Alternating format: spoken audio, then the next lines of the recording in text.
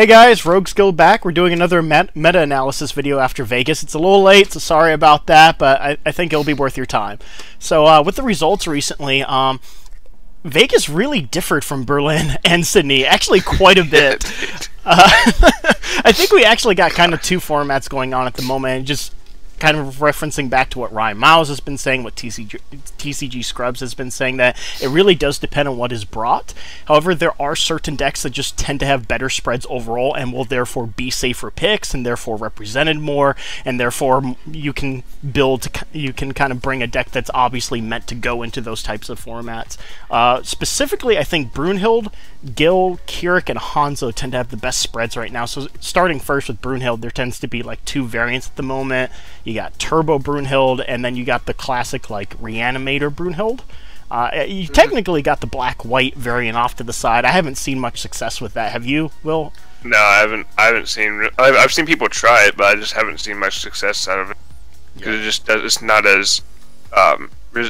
as consistent as the just mono white builds are. Right.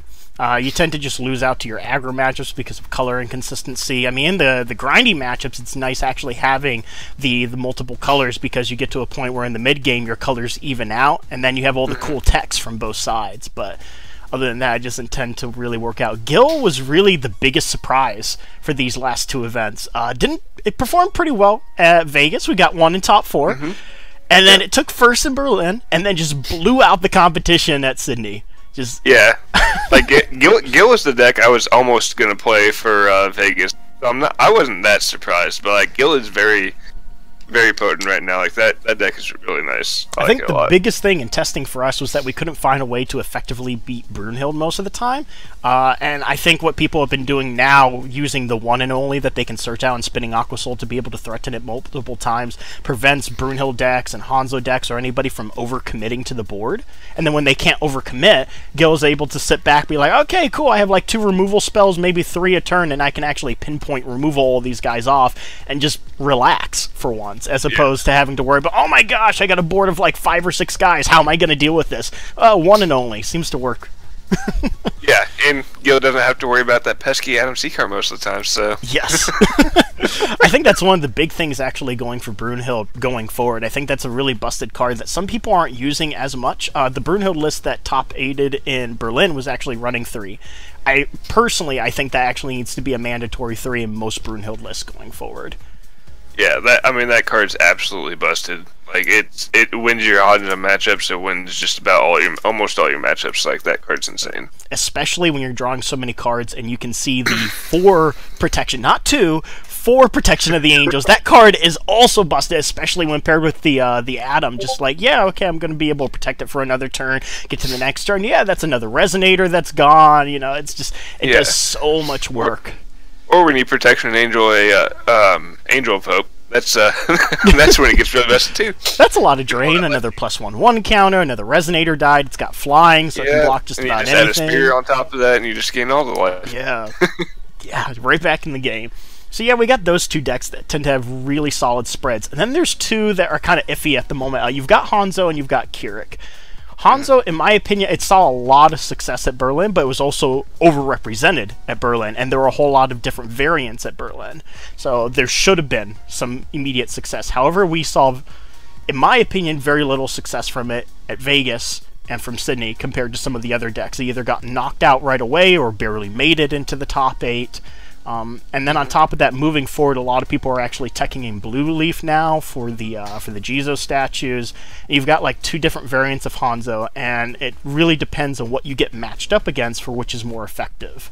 So it kind of creates a problem, in my opinion, for Hanzo. Yeah, I don't like that. That Blue Leaf tech is not making me happy. Like, cause it's like, yeah, you can Lorite it, but it's like, okay, well then they're big Lorite threats that you have to Lorite or are going to happen. Yeah, and it's just like it's not a fun match anymore. Yeah, like, I don't know. I think like Hanzo, when I brought it to Vegas, I think it did fine. I love the deck then, but like now seeing everything that people are bringing in, and the Adam C card's still a pretty dumb card against Hanzo. So people more play that card than I think Hanzo's kind of a weird spot right now. It's got a really solid spread, but again, it's dependent on the build that you actually bring to the event and what you face against. It can prepare for any deck, but you've got to know what you're actually going to face. Which right now, obviously, Brunhild, Gil, Kirik, Hanzo, those are going to be the most popular decks. However, that splits. Like, there's a variant that's more favorable for one half of that, and a variant that's more favorable for the other. So, puts it in a really rough position. Then with everyone teching for it, it's just going to have a rough future going forward. And then you've got Kirik, which did not perform too well at all three of the GPs. However, was constantly present and kept out other decks from being able to actually get in there. It's basically become the main gatekeeper, in my opinion. We did see one in top 8 for Vegas. I don't know if it performed well at any of the other 2 events. So maybe people will stop playing Kirik. That'd be the smart idea. Let's get Kirik out of these events. That's fine. That's fine. Everyone stop playing it, and then nobody preps for it, and then it comes right back. I mean, yeah, let's. Yeah, Joey's just gonna bring it back in Minnesota. Confirmed. Yeah, let's do it. Let's do it, guys. No, wasn't that supposed to be Pandora golems? You know, no. Yep. We're making Pandora's work. Yeah. So, but yeah, so I think those are kind of like the 4 best spreads at the moment for decks, especially like when you play against Hanzo and Gil. I think Kirik actually has a favorable matchup against those 2. So it's not just a gatekeeper, but it can actually contend with some of the top decks. And then in the Brunhild mirror, even though Kirik just absolutely dies to the turbo variant, it actually stands a legitimate chance against the reanimator build with Mistletoe, and it stands a really good chance against the black-white variant that just has color inconsistencies. So I think Kirik has a really solid spread right now, and we'll see a lot of success from him going forward. So a big thing that we kind of left out, though, in the top tier decks is Aggro Lucy, which has been seeing a huge rise in popularity, a good deal of success in Berlin. A lot of people are trying things out with it. He's kind of a fan favorite that saw success, so now a lot of people are catching on. I personally still don't have a lot of faith for the deck. We're kind of putting it at like a tier 1.5 position. Most of the rest of our team, you included, kind of have more faith in the deck than I do. So if you want to kind of talk about it for a bit, I would have more faith in like the control Lucy. I think the aggro Lucy's. I can see how the deck works, but like I just don't necessarily think the deck's the greatest. Right. I think there's better options that you can bring, but that's also coming from someone who doesn't play like discard decks. So and like even though the aggro version is not really that much discard, it's still not something that I would really bring to an event. Yeah. But I think one of the problems with it is that you still don't have a good fix for your Kirik matchup. Your IU matchup is better than traditional Control Lucy. So Aggro Lucy actually has a better IU matchup because of the Jeans being able to get them online and using the discard to hit key cards out still. But then your Brunhild matchup seems to get worse than traditional Control Lucy. You don't have any way to effectively deal with their large boards. They Blade of Faith your Jean, which is like the main new win con that you get for playing Aggro Lucy. And so it just ruins one of the most popular matchups out there. However, I think it does better the Gil matchup slightly, but I still think Lucifer is extremely unfavored against Gil. Yeah, it's slightly more favored because of Jean, but at the same point, you have to make that Jean indestructible before Gil will just kill it. Yeah. Because Jean only has a 5 defense. Or just cancel so, like, it. Yeah, like Gil will either cancel it or they have to kill it. So like it's still not a good matchup for Lucy, but it's a little bit better than Control. Yeah. So I think you just slightly better the spread, but then you wind up suffering in some of your favorable matchups. So it's just a trade-off that most people are willing to make, and they're seeing some success from it. But I don't think it really stands up to the solid spreads that the top 4 really have, where they're just favorable all around for the most part. And then in the tier 2 slot, we actually got IU and Tigris there. Even though there was a lot of success for it at Vegas, and we expect to see some success moving forward for Tigris, it's a gimmicky deck. It's got good matchups, and it's got bad matchups. And those bad matchups you really suffer in. There isn't a whole lot that you can actually do to fix them. So going forward, it isn't going to be like, oh, we've optimized the deck, now we can handle those matchups. No, there's just no real answer there. Yeah. Like, you just hard lose to Lucy. Kirik is still like a 50-50 at best for Tigris. And then, you know, as you saw in our Gauntlet stream, if you don't draw bodyguards, wow, the favorable matchups aren't so favorable anymore. Yeah, in those matchups, you really have to hard mulligan for bodyguard. Like, that's the key component to that deck. Yeah. I mean, and you would think with, like, Discovery and Rainbow Shimmers, yeah, you can just find it all the time. No, just sometimes your cards don't do it for you. But, yeah. But yeah, still a really solid deck. Should see some good representation, possibly a couple top 8s at the next couple GPs moving forward. Definitely some people kind of hyped that it actually saw success, so it should see some real representation. And then IU always being a constant threat, just being basically like the tier 2 gatekeeper. Anything below it just has an extremely difficult time, and it can compete with things around that area. Like, I still can't believe people bring IU, because it's literally, okay, am I going to see green decks? No? Okay, I'll do well. Green decks? Nope, I lose. Like, that is literally what IU is. Like, it's ridiculous, but... Yeah, I mean, it also hard loses to Tigris, which is another problem for it moving forward. I think the aggro Lucy and Kira kind of go 50-50 with it, so it's got so many rough matchups in the top tier levels, but, you know, if you draw everything you need and the opponent does it, boom, you win. It's like one of the hardest, or it's one of the most punishing decks besides Kirik out there.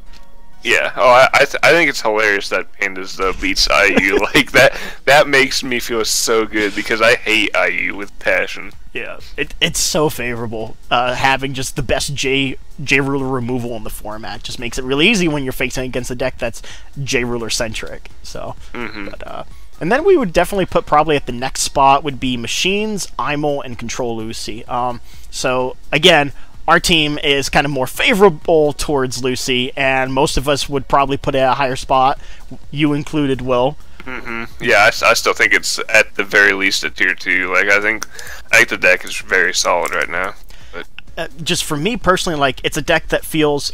Okay, so you've got your favorable matchups, which tend to be Brunhild and Hanzo. You still cannot guarantee those matchups. You're still losing like 10% of the time to Hanzo, like 20% of the time to Brunhild, but they're favorable. And then you've got Gil that you just lose to. You've got Kirik that you lose to. And then IU, you can tech it out to go like 50-50 with IU at best. But see, like, while that is correct, but, like, the Brunhild and Hanzo matches are the things that people will bring to events more often. True. So, like, Gil, yes, in Europe and Australia and almost every other country, Gil sees a lot more representation than America. Gil sees as much representation as IU does.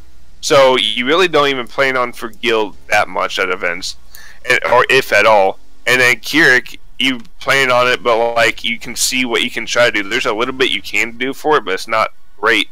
But then Hanzo and Brunhild, they're there all the time. Like those are decks you should be knowing that are going to be there. So like I think it's at the very minimum of tier 2, just because the higher representation of your better matchups are going to be there. Yeah. But that's just where I come from thinking on that. Yeah, and I can agree to that. However, on the opposite side of that, you've got Machines, which is being overrepresented and is not performing very well. Like, I think a lot of the budget players have kind of just really stuck to Machines at this point. And there are some people that are just playing it because they like the theme or because of whatever, but it's got too many rough spots. If you don't draw Lancelot, you're in a really rough time. You only have 4 Lancelot. The deck is super dependent on Lancelot, and if you have easy spot removal or if he gets discarded or removed, it proves to be difficult for you. You don't grind effectively whatsoever. So Lucifer and Brunhild can really take advantage of that. You've got Hanzo that can just interrupt your effects with Lancelot. They can ruin story it. They can make you pay more in order to actually get it on the board, and they pressure you with their Gizos. And then just how Black Tears is still a thing. And that deck is so Black reliant on having 1-drops and 2-drops, and I'm like, cool, you know, there's a 2-cost board wipe that Hanzo and Lucifer and even Brunhild could, but it usually doesn't. But Tigris plays, and like there are decks out there that just play this 2-cost board wipe for it, and I just don't feel that Machines are ever going to be able to represent themselves very well. But we're still working with it. We'll see if we can... After rotation. That's where we might see it. Yeah, you're right. When it's like the only viable deck, then yeah, sure, it's a good deck. It's a good deck, really good, man. Yeah. But I mean, it beats out Angels, right? Hey, it's still better than Pandora. Okay. But yeah, and then we've got Imel. I still think Imel has a spot in the format. Again, she's really lackluster when the opponent has the Black Tears for it, but that doesn't happen until game 2. She has other plays. She has other builds she can go towards as well. She's really versatile, kind of like Tigris, where she can run Gem Mallet Panda to color fix into different things. It's very easy to play a black-dominated build. We just haven't seen anybody really doing it quite yet. I could see one possibly running like Grimm's, March of the Dead, Jean, Ray, that kind of package, that 2-drop Palooza package that Aggro Lucy is running, just in IML. The only difference is that you get a much better J-Ruler, but then you don't get the rune deck. So I could definitely see that potentially working out. It's also cool because you can untap your Resonators after swinging. You can abuse that with Gem Mallets to get ahead on Will to drop stuff quicker. Just one of the big problems she also faces is Alter, which was so key to her strategy, just becomes null and void with Messenger running around. Yeah, like with Messenger, that card just gets blown out of the water. Like there's almost no reason to play that card. There's almost no way to play that card anymore. Yeah. So it's just frustrating. I mean, you still sideboard it, you still mainboard it if you're IML, but like if you're playing other decks like Tigris or Pandora or Brunhild, you're usually just siding it at that point, which is such a powerful card, and it kind of warps the way the deck can actually play when you have those in the main board. It allows you to grind more effectively to get ahead when you flip, so it puts more value on your flip so that you can get that, and it gives you more spot removal without wasting cards and spending will on removal.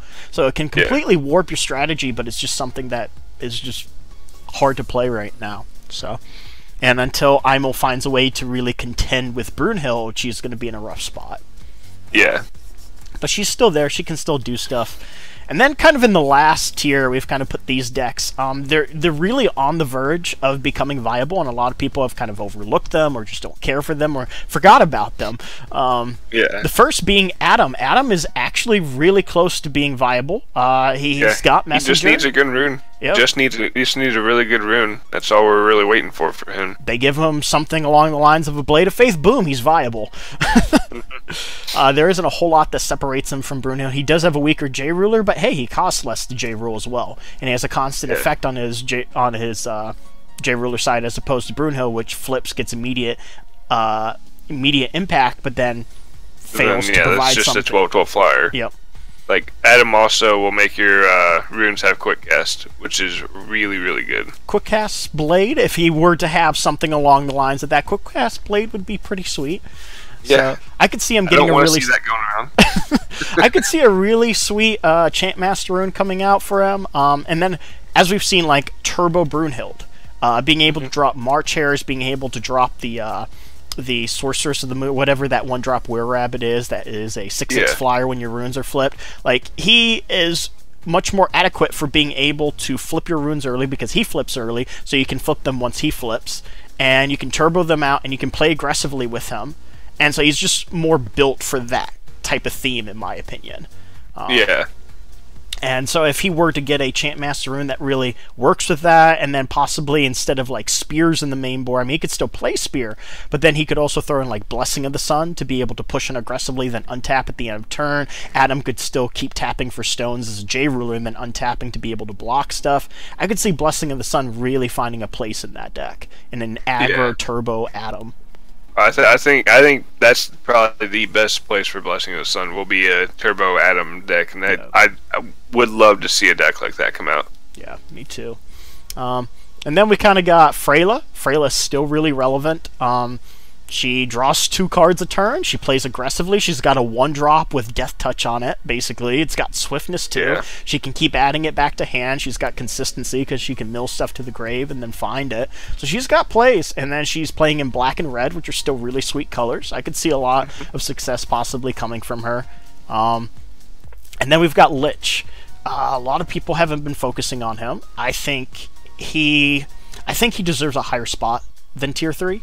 But because we haven't been able to garner much in results as a team, we haven't seen results from other people across the world, it's hard to place him any higher than that. But I definitely think he could get there. Literally, you are just sacrificing Black Rosario at this point, because Soul Prison isn't really played a whole lot. You're just sacrificing Black Rosario for a much better J-Ruler. Yeah. It just depends on the matchup at that point. Yeah, I think he definitely has potential. I definitely like the Lucifer deck siding into Lich. I think that's a very good idea. Yeah. But depending on the matchup, you really prefer Lich instead. The only problem is at that point that you lose Black Rosario, but you could build your rune deck in a way to where you don't use all 5 runes anyway. And so then you just miss out on the Master Rune and get to play your other 4 if you decide into Lich at that point. I could see that. Yeah. I like him a lot. I think he betters your IU matchup a bit. It makes Grim plays a bit better. Yeah, so I could just definitely makes a little bit more consistency in the deck. Yeah. That's really what he does. When you flip as well, in order to actually invert your Grims, you're not spending 5 to do that and getting an 8/8.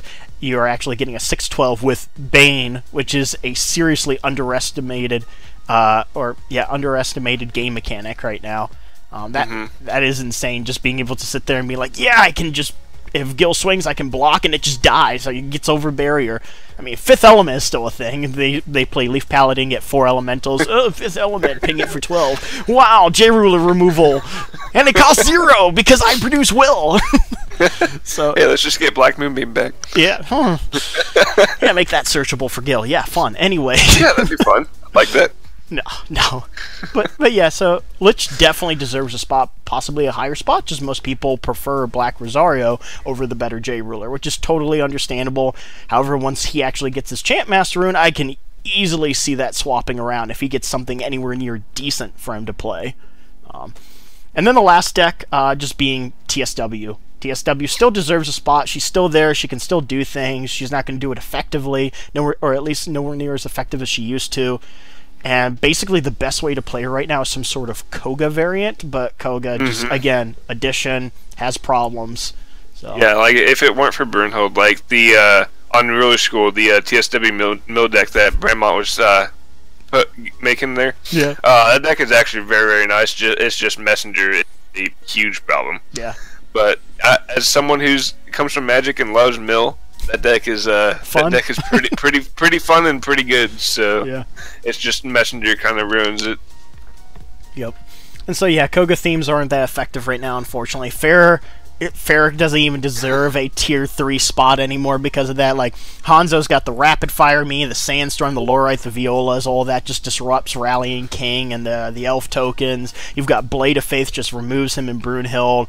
You've got Kirik, which is being underestimated, and that was one of Farrah's most favorable matchups, is Kirik. And then Kirik's being underestimated, Ayu's being underestimated, underrepresented. Yeah. And then you've got decks like Lucifer that are being overrepresented now, and those decks are favorable against Farrah. So Farrah's just in a bad spot, and I wouldn't even put him on the tier list anymore. And then a lot of people still favor Isis. Not yet. If you're playing red, just play Kirik. Like, yes. As much as I would love for people to stop taking Kirik to events, just play Kirik if you're playing red. Like, Isis does not work that well.